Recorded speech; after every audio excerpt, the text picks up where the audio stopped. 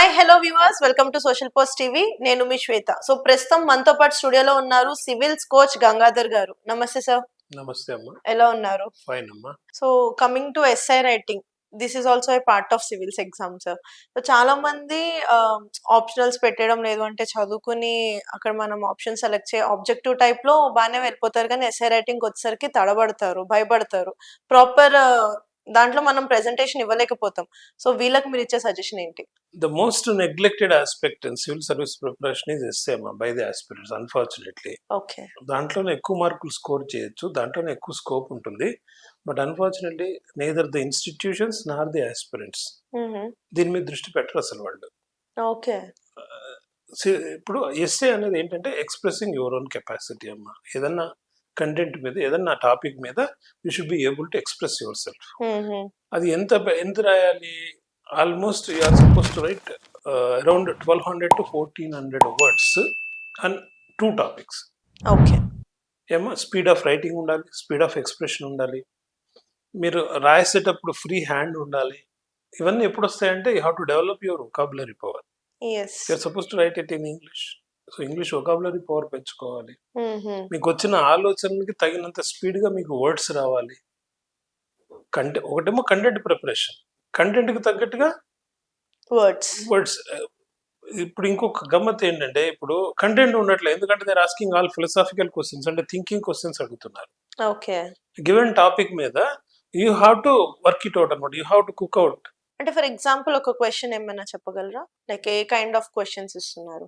ఇప్పుడు ఉమెన్ కి సంబంధించి ఒక క్వశ్చన్ అడిగాడు ఆ మధ్య. ఏంటంటే women handle the cradle can also rule the world అని, గవర్న్ ద వరల్డ్ అని, ప్రపంచం. దాని మీద మీరు 12 పేజీలు రాయాలి. 12 పేజీలు రాయాలి? Oh my God. రాయాలి. ఎలా రాస్తారు? జనరల్ టాపిక్ అది, అదేమి కంటెంట్ ఓరియంటెడ్ కాదు. ఇదివరకు ఏంటంటే కొంత కంటెంట్ ఓరియంటెడ్ గా వచ్చేది. కానీ 12 పేజెస్ ఎలా రాస్తారు సార్ నిజంగా? అలాంటివి 2 రాయాలి, 2 క్వశ్చన్స్ కి. అంటే అప్పుడు ఉమెన్ గురించి స్టార్టింగ్ నుంచి అంటే రిలేటెడ్ గా రాయాలి. ఉమెన్ గురించి రాస్తే ఉపయోగం లేదు. అంటే రిలేట్ చేసుకుంటూ రాసుకుంటూ ఆ లైన్ కి రిలేట్, ప్రతిదీ ఆ లైన్ కి సంబంధించే రావాలి. ఓకే. టాస్క్ ఇది. మీకు ఈ సినిమాలో టాపిక్ ఉంది కదా, దాని పేరేంటి, పాలిచ్చే తల్లి పాలించడానికి ఎందుకు పనికిరాదని ఒక డైలాగ్ ఉంటుంది చివరిలో, అరవింద సమేతలో. ఓకే. అది that is extracted from this అన్నమాట. ఓహో. ఓకే. కానీ దాని మీద 12 పేజెస్ అంటే యాక్చువల్ గా అసలు ఎస్ఐ రైటింగ్ కి ఎన్ని మార్క్స్ స్కోరింగ్ ఉంటుంది సార్ ఇది? ఎస్ఏ రైటింగ్ కి 250 మార్క్స్ అమ్మా. Each SA carries 125 marks. Okay. For each mark you are suppose to write 15 words. ఆ రకంగా చూస్తే మీరు ఆల్మోస్ట్ 1800 to 1900 వర్డ్స్ రాయాలి ఫర్ ఈచ్ ఎస్ఏ. అంటే 18 to 19 పేజెస్. కనీసం 12 పేజెస్, 12 to 14 పేజెస్. వాడు అడిగేది 1200 to 1400 వర్డ్స్ ఉంటుంది. Suppose right per each page 100 words వస్తుంది అనమాట. మళ్ళీ రాసేది మళ్ళీ బ్రహ్మరథ లాగా ఉండకూడదు, లెజిబుల్ గా ఉండాలి, చదవడానికి నీట్ గా ఉండాలి. మళ్ళీ అంటే గ్యాప్స్ ఎక్కువ ఇచ్చేసి ఆ ప్లేస్ ఆక్యుపై చేసుకుంటూ వెళ్ళడం కాదు, చాలా రీజన్ గా ఉండాలి. Okay. You cannot cheat the exam. yes. So మళ్ళీ చదవడానికి వీలుగా ఉండాలి. ఓకే. కొందరికి ఏముంటుందంటే పిల్లలకి స్పీడ్ హ్యాండ్ రైటింగ్ అలవాటు ఉండదు. సో నా స్టూడెంట్స్ కి నేను ఏం చేస్తుంటానంటే every day I make them practice. ముందు కొత్తగా వచ్చిన వాళ్ళకి ఇదిగో మీరు 1 నిమిషంలో ఇన్ని పదాలు రాయండి, వాళ్ళు 20 వర్డ్స్ రాయమంట. మనం 20 వర్డ్స్ స్పీడ్ ఉండాలమ్మా పర్ మినిట్. ఆ 20 వర్డ్స్ స్పీడ్ వచ్చిన తర్వాత then I will give them 2 minutes exercise, then 3 minutes, అలా రాను పెంచుకుంటూ వెళ్ళి పర్ 1 hour లోపల వాళ్ళు మ్యాక్సిమం రాసేలాగా చేస్తారు. ఎందుకంటే మనకు ఆ ఎగ్జామ్లో ఉండేది 1.5 hour టైం ఉంటుంది. అంటే ఇది పర్ ఎస్సే. ఆ టైం లోపల they are suppose to write 1200 to 1400 words. So అసలు ఈ స్కిల్స్ లేదు అండ్ ఎస్ఏ రైటింగ్ లో కొంచెం బ్యాక్వర్డ్ ఉన్న వాళ్ళకి ఇంప్రూవ్ చేసుకోవాలి అని అంటే ఏం చేయాలి? చెప్పాను కదమ్మా, ఒకటి they have to improve their vocabulary power. Okay. Vocabulary power పెంచుకోవాలి, ఎవ్రీడే ప్రాక్టీస్ చేయాలి రాయడం. ఏదో గివెన్ టేక్ ఎనీ టాపిక్, ఓ టైం ఫిక్స్ చేసుకోండి, స్టాప్ క్లాక్ పెట్టుకోండి, ముందు 1 నిమిషంతో మొదలు పెట్టండి, అలా పెంచుకుంటూ ఇవ్వండి. You try to increase your handwriting practice also, expressive power also. సాధనమున సమకూరు పనులు ధరలోన అన్నారు. ఏదైనా practice makes man perfect. Exactly. So whatever skill is there, ఎవరు పుడుతూనే పండితులే పుట్టారు. So you have to learn the skill. అంటే తెలుగులో మనం ఎంతైతే ఇలా అనుకోగానే వర్డ్స్ వచ్చేస్తాయో, సో ఇంగ్లీష్‌లో కూడా అంత ఫ్లూయెన్సీ అనేది ఉండాలి. అంటే మనం ఎంత ఆలోచనలో ఉన్నా కానీ, ఆ ఇంగ్లీష్ వర్డ్స్ అనేది మనకి ఇఫ్ యు ఆర్ ఫట్ ఫట్ రైటింగ్ మని రిమెంబర్ అవ్వాలది. If you are writing in English medium. Yes. If you are writing in Telugu medium you can do it Telugu. In Telugu. Okay. తెలుగులో కూడా మన వాళ్ళకి ఎంతమందికి పదాలొస్తాయి తల్లి? పదాలొచ్చినా రాయడంలో సాంస్క్రిట్ రాయడంలో ఎళ్ళిపోతది సార్ అది. అలవాటు ఉండాలి కదా! ఆ! వీళ్ళేం చేస్తారంటే అసలు దాన్ని పట్టించుకోరు. They have to practice it. హ్మ్. పోనీ ఎగ్జామ్ ముందే అట్లా కాదు. ఫ్రమ్ నౌ ఆన్వర్డ్స్ రోజు కొంత టైం కేటాయించండి. ఎస్సేకి గాని, ఎథిక్స్‌కి గాని, ఆప్షనల్‌కి గాని daily some time you a lot it. ఇప్పుడు మోర్ ఎస్సే రైటింగ్‌కొచ్చేసరికి ఎవరి ఓన్ లాంగ్వేజ్ వాళ్ళు ప్రిఫర్ చేయొచ్చా ఇక్కడ? They have to do it in their own language. Okay. అంటే మిగతా సబ్జెక్ట్స్ ఏ లాంగ్వేజ్‌లో రాస్తే అదే లాంగ్వేజ్‌లో. ఓకే. అక్కడ మళ్ళీ ఆ ప్రాబ్లమ్ ఉంటుంది. ఎస్సేకి అనుకూలంగా ఉంటుందని నేను తెలుగులో రాస్తానంటే జనరల్ స్టడీస్ కూడా మీరు తెలుగులో రాయాలి. ఆహా! ఆ జనరల్ స్టడీస్‌లో తెలుగులో రాయాలంటే again you have to make your own notes. Yes. దాన్ని ట్రాన్స్‌లేట్ చేసుకుంటూ ప్రిపేర్, ఎందుకంటే మనకి రిఫరెన్స్ బుక్స్ అయన్నీ కూడా ఇంగ్లీష్‌లో ఉంటాయి. సో హ్మ్. 10-20% extra effort you have to put in. మళ్ళీ ఎట్ ద సేమ్ టైమ్ నేను నా మదర్ టంగ్‌లోనే తెలుగులోనే రాస్తున్నాను కదా అనుకుంటే క్వెషన్ పేపర్ వచ్చేసి ఇంగ్లీష్‌లో ఉంటుంది. ఆ క్వెషన్ పేపర్‌ని సరిగ్గా అర్థం చేసుకోలేక క్వెషన్ ఒకటి అడిగితే ఆన్సర్ ఇంకోటి ఉంటుంది. ముందు నుయ్యి వెనకాల గొయ్యి అంటారు. అలానే ఉంది you sir. Have to be very careful in that అన్నమాట. హ్మ్. అంటే మీరు క్వెషన్ పేపర్‌ని అర్థం చేసుకునేంతటి మినిమమ్ ఇంగ్లీష్ నాలెడ్జ్ మాత్రం తప్పనిసరి. ఓకే. అదే హిందీ బెల్ట్‌లో ఉండే వాళ్ళకి ఈ ప్రాబ్లమ్ ఉండదు. ఎందుకంటే క్వెషన్ పేపర్ ఇంగ్లీష్, హిందీలో ఉంటుంది. Hmm. There is a demand that other Indian లాంగ్వేజెస్‌లో కూడా క్వెషన్ పేపర్ ఉండాలి అని. కానీ ఎనీ ఓకే. టైమ్ పెడతారు వాళ్ళు కూడా. హ్మ్. సో, ఇప్పుడు ఈ ఏ ఎగ్జామ్ క్వాలిఫై అవ్వాలన్నా కానీ ఫస్ట్ ఒక ప్రిపరేషన్ అనేది చాలా ఇంపార్టెంట్. అండ్ దానికి ఒక స్ట్రాటజీ ఇంకా ఇంపార్టెంట్. సో, హిస్టరీ కానీ, ఆర్ట్స్, కల్చర్స్ వీటిలకొచ్చేసరికి స్ట్రాటజీ అనేది ఎలా ఉండాలి సార్ ప్రిపరేషన్‌కి? హిస్టరీ అనేది mostly it is static subject అమ్మా. ఓకే. కాకపోతే అంటే ఆర్ట్ అండ్ కల్చర్‌కి సంబంధించి మనకి అప్పుడప్పుడు న్యూస్ పేపర్‌లో కొన్ని ఐటెమ్స్ వస్తూ ఉంటాయి. హుహు. సో వాటిని ఎప్పటికప్పుడు పికప్ చేసుకుంటూ ఉండాలి. హ్మ్. రిఫరెన్స్ బుక్స్ నుంచి హిస్టరీ చెప్పాను కదా, ఎన్‌సీఈఆర్‌టీలో నుంచి syllabus, previous year questions same అన్నిటికి అదే మళ్ళీ. ఓకే. కాకపోతే హిస్టరీకి ఉన్న ఒక్క అడ్వాంటేజ్ అంటే డైనమిక్ పార్ట్ అనేది కొంచెం తక్కువగా ఉంటుంది. ఓకే. అన్ని డేట్స్ వగైరాలు అన్నీ గుర్తుపెట్టుకోవాలి. కాలక్రమేణా ఎప్పుడు ఏది జరిగింది, హుహు. ఏ యుద్ధంలో ఎవరు, దేనికి ఏది కారణమైంది, ఇవన్నీ జాగ్రత్తగా పెట్టుకోవాలన్నమాట. ఓకే. హౌ అంతా ఇట్ హాస్ దగ్గర డెవలప్డ్. ఒక నోట్స్ ప్రిపేర్ చేసుకుంటే కొంచెం వెంటనే మనకి you have to prepare your own notes in your yes. Own hand writing. Okay. అప్పుడే మీకు అది గుర్తుంటుంది. అంటే ఎగ్జాక్ట్‌లీ. హిస్టరీ అనేది ఎక్కువగా ఎట్లా అంటే సాధ్యమైనన్ని ఎక్కువ సార్లు రిఫర్ చేసుకుంటూ ఉండాలి. హుహు. ఎందుకంటే అది more content oriented, more static subject అన్నమాట. హ్మ్.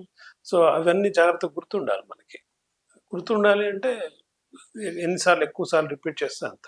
మిగతా సబ్జెక్ట్స్ అలా కాదు. మిగతా సబ్జెక్ట్స్ అన్ని అండర్‌స్టాండింగ్‌లో ఉంటాయి. Yes. That is history the అనేది డిఫరెన్స్. చాలా గుర్తుపెట్టుకోవాలి. గుర్తుపెట్టుకోవాల్సి ఉంటుంది. డేట్స్, డేస్ కొన్ని దగ్గర అడుగుతారు. ఇయర్స్ అడుగుతారు. క్రోనాలజికల్ ఆర్డర్ తెలిసుండాలి అవును. మనకి. అంత క్లారిటీ ఉండాలి. అవును. చార్ట్ వైస్‌గా పెట్టుకోవాలి. Making charts is more easy for you. Okay. మీరు ప్రిపేర్ అయ్యే రూమ్ ఉంటుంది కదా! ఆ రూమ్ నిండా చార్ట్స్ పెట్టుకోవచ్చు మీరు. ఓకే. జాగ్రఫీ గాని, హిస్టరీ గాని. హుహు. Both will be helpful in that charts.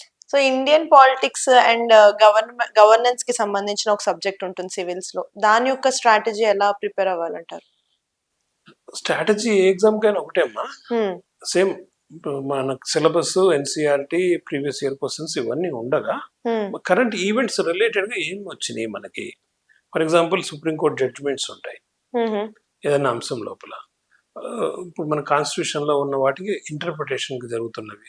Latest developments ఇలాంటివన్నీ కరెంట్ అఫైర్స్ అప్పుడు ఎవ్రీడే మీరు న్యూస్ పేపర్ ఫాలో అవుతుంటే వస్తూ ఉంటాయి. ఓకే. అవన్నీ దాంట్లో పెట్టుకోవచ్చనమాట. ఓకే. లేటెస్ట్ ఈవెంట్స్‌కి రిలేట్ చేసుకుంటూ పెట్టుకుంటే it will be more easy for you. When you are writing the answer also illustration is more important. అంటే హుహు. ఎగ్జాంపుల్స్ ఇవ్వడం. So when you are abreast with the latest developments you will be able to give latest examples. ఇచ్చినప్పుడు examiner కూడా yes this fellow has knowledge on this, is able to relate to daily everyday events with what ever constitution is providing అని మార్కులు ఎక్కువ పడే అవకాశం ఉంది. Okay.